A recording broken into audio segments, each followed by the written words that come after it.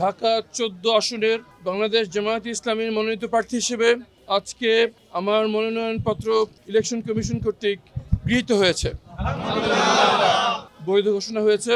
আমি সকলকে আহ্বান জানাচ্ছি, বিশেষ করে তরুণ সমাজদেরকে, যারা একবার জীবনের ঝুঁকি নিয়ে মাঠে নেমে এসেছিলেন এবং ফ্যাসিবাদকে বিতাড়িত করেছিলেন, আর ঘরে বসে থাকার সময় নেই।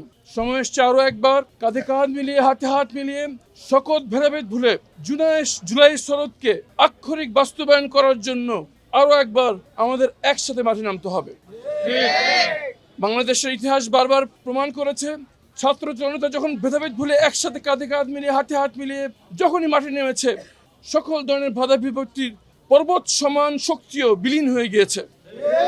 যদি আমরা নতুন বাংলাদেশ চাই, যদি আমরা জুলাই সনদের আক্ষরিক বাস্তবায়ন চাই, যদি মানবতা বিরোধী অপরাধের সাথে যারা জড়িত গুম খুন তাদের বিচার চাই, তাহলে আরো একবার সবাইকে, বিশেষ করে তরুণদেরকে মাঠে নেমে পড়তে হবে। আর হাতে সময় নেই, মাত্র 40 দিন পর আমাদের এই জাতির ভাগ্য নির্ধারণ হতে চলেছে। আসুন সবাই মিলে গড়ি নতুন বাংলাদেশ। ধন্যবাদ সবাইকে।